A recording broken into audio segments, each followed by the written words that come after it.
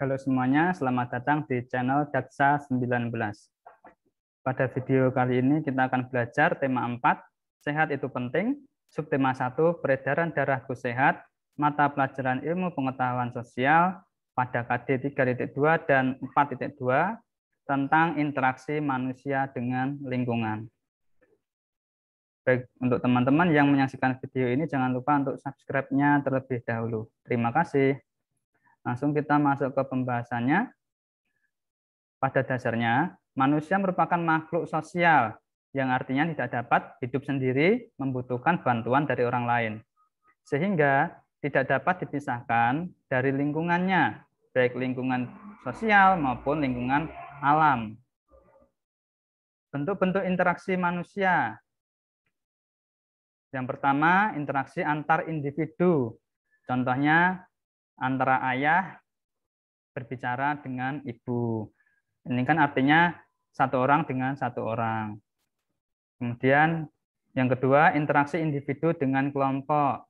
Contohnya seorang guru dengan para muridnya di dalam kelas. Yang ketiga, interaksi antar kelompok. Contohnya dalam pertandingan sepak bola, ini kan satu tim melawan tim yang lain. Satu kelompok melawan kelompok yang lain. Itu bentuk-bentuk interaksi manusia.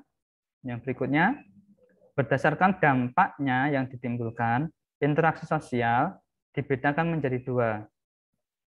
Yang pertama, interaksi sosial asosiatif. Yang kedua, interaksi sosial disosiatif. Apa itu interaksi sosial asosiatif?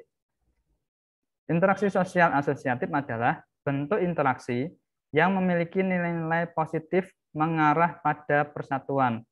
Artinya di sini interaksinya itu memberi tujuannya itu untuk masyarakatnya bersatu menuju ke hal yang baik. Itu untuk interaksi sosial asosiatif. Bentuk sosial asosiatif itu ada 4, yaitu kerjasama, asimilasi, akulturasi, dan akomodasi. Kita akan belajar bentuk-bentuk sosial asosiatif ya. Yang pertama, kerjasama. Kerjasama adalah usaha bersama antara orang perorangan atau kelompok untuk mencapai tujuan bersama. Biasanya berawal dari kesamaan orientasi. Bentuk kerjasama ada 4, yaitu kerjasama spontan, terjadi secara serta-merta. Yang kedua, kerjasama langsung sebagai hasil perintah atasan kepada bawahan atau penguasa terhadap rakyatnya. Yang ketiga, kerjasama kontrak dilakukan atas dasar syarat-syarat atau ketetapan tertentu yang disepakati bersama. Yang keempat, kerjasama tradisional, kerjasama sebagian atau unsur-unsur tertentu dari sistem sosial. Yang kedua, akomodasi. Akomodasi adalah proses penyesuaian diri orang perorangan atau kelompok-kelompok manusia yang awalnya saling bertentangan. Akomodasi dilakukan sebagai upaya mengatasi ketegangan-ketegangan antara pihak yang bertentangan. Tujuan akomodasi adalah terciptanya keseimbangan interaksi sosial terkait norma dan nilai dalam masyarakat. Ada 8 bentuk akomodasi. Yang pertama, coercion. Terjadi melalui pemaksaan kehendak pihak tertentu terhadap pihak lain, terutama terhadap pihak yang lebih lemah. Yang kedua, kompromi. Terjadi ketika pihak-pihak yang terlibat perselisihan saling mengurangi tuntutan agar tercapai penyelesaian. Semua pihak bersedia memahami keadaan pihak lain. Bentuk yang ketiga, arbitrasi. Terjadi bila pihak-pihak yang berselisih tidak sanggup mencapai kompromi. Dihadirkan pihak ketiga yang netral untuk mengusahakan penyelesaian pertentangan. Bentuk yang keempat, mediasi. Hampir sama dengan arbitrasi, namun dalam mediasi ini pihak ketiga, ini ketiga ya, bukan ketiga, tapi ketiga bertindak sebagai penengah, tidak punya wewenang memberi keputusan penyelesaian antara kedua belah pihak. Bentuk yang kelima, konsiliasi, adalah bentuk akomodasi untuk mempertemukan keinginan-keinginan dari pihak-pihak yang berselisih demi tercapainya persetujuan bersama. Yang keenam, toleransi, merupakan bentuk akomodasi tanpa persetujuan resmi. Ada keinginan menghindarkan diri dari perselisihan yang saling merugikan kedua belah pihak. Bentuk yang ketujuh, stalemate, terjadi ketika kelompok yang terlibat pertentangan mempunyai kekuatan seimbang. Bentuk yang kedelapan yaitu adjudikasi, dipahami sebagai penyelesaian masalah atau sengketa melalui pengadilan atau jalur hukum. Baik, yang ketiga yaitu asimilasi. Asimilasi merupakan proses sosial yang ditandai usaha-usaha mengurangi perbedaan-perbedaan yang ada di antara orang perorangan atau kelompok-kelompok manusia. Asimilasi meliputi usaha-usaha untuk mempertinggi kesatuan tindakan, sikap, dan proses mental dengan memperhatikan tujuan dan kepentingan bersama.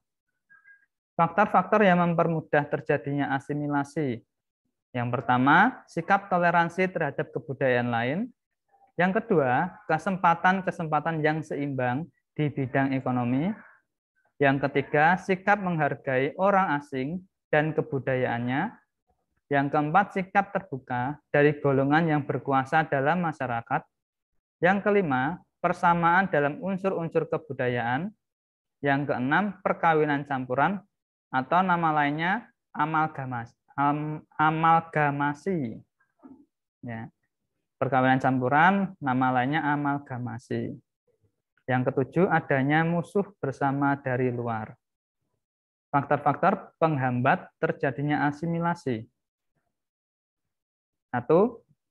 Terisolasinya kehidupan suatu golongan tertentu dalam masyarakat. 2. Kurangnya pengetahuan mengenai kebudayaan yang dihadapi. 3. Perasaan takut terhadap kekuatan kebudayaan yang dihadapinya. 4. Perasaan bahwa suatu kebudayaan golongan atau kelompok tertentu lebih tinggi daripada kebudayaan golongan atau kelompok lainnya. 5. Perbedaan ciri-ciri badannya seperti warna kulit. 6. In-group feeling, perasaan yang kuat terdapat terhadap budaya kelompoknya. Yang keenam ini in-group feeling, perasaan yang kuat terhadap budaya kelompoknya. 7. Bila golongan minoritas mengalami gangguan-gangguan dari golongan yang berkuasa. Berikutnya yang keempat, akulturasi. Akulturasi adalah proses sosial yang timbul jika kelompok manusia berhadapan dengan unsur-unsur dari kebudayaan asing. Unsur-unsur kebudayaan asing pelan-pelan diterima tanpa menyebabkan hilangnya kepribadian kebudayaan itu sendiri. Yang berikutnya, tadi ya macam-macam untuk bentuk-bentuk dari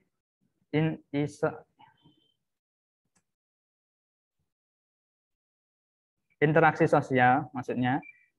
Tadi interaksi sosial asosiatif, ada 4, kerjasama, akomodasi, asimilasi, dan akulturasi.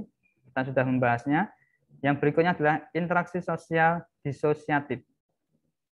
Bentuk dari interaksi sosial disosiatif merupakan interaksi yang lebih mengarah kepada perpecahan atau memisahkan baik antar individu atau kelompok. Jadi ini interaksinya menimbulkan hal-hal yang tidak baik. Ya, yang bisa menimbulkan perpecahan atau memisahkan antar individu ataupun kelompok. Proses sosial disosiatif disebut juga proses sosial disintegratif atau disjungtif. Interaksi sosial disosiatif terbagi menjadi 3 bentuk. Yang pertama persaingan atau kompetisi, yang kedua kontravensi, dan yang ketiga pertentangan atau konflik. Kita bahas satu persatu. Persaingan atau kompetisi. suatu interaksi sosial di mana individu atau kelompok bersaing untuk mendapatkan sesuatu demi kepentingannya sendiri. Ya, jadi untuk keuntungannya sendiri di sini yang dimaksud. Contohnya yaitu persaingan antara dua calon ketua OSIS, persaingan antara dua calon presiden, persaingan tunggal putra atau putri dalam kejuaraan bulu tangkis, dan masih banyak contoh-contoh yang lainnya. Yang kedua, kontravensi. Apa itu kontravensi? Merupakan bentuk pertentangan yang disembunyikan untuk menghindari perselisihan terbuka. Contohnya apa? Nih, yang pertama teman yang berkhianat, dia yang mengkhianati dan diam-diam menyebarkan rahasia kita, misalnya. Kita sudah curhat ke teman tersebut, ternyata teman tersebut menyebarluaskan berita yang kita sampaikan atau rahasia kita kepada publik atau orang lain yang mengkhianati kita. Yang berikutnya adalah mahasiswa yang tidak menyetujui kebijakan pemerintah dan mengadakan demo. Yang ketiga, contohnya tindakan penghasutan dan provokasi yang terjadi di daerah konflik. Bentuk yang ketiga, pertentangan atau konflik, merupakan proses sosial yang dilakukan individu atau kelompok untuk memenuhi tujuannya dengan cara menentang pihak lain. Contohnya di sini konflik antara suami istri. Dan juga contoh satunya tawuran. Itu masih banyak contoh-contoh yang lain tentang pertentangan atau konflik. Baik, itu saja yang bisa kita bahas untuk mata pelajaran IPS tema 4, subtema 1 tentang interaksi manusia dengan lingkungan. Terima kasih ya teman-teman sudah menyaksikan video ini. Jangan lupa untuk like-nya, subscribe-nya, dan komennya. Video ini pun juga bisa di-download, kemudian disebarluaskan untuk kepentingan mencerdaskan kehidupan bangsa. Terima kasih. Dan sampai jumpa di video-video selanjutnya.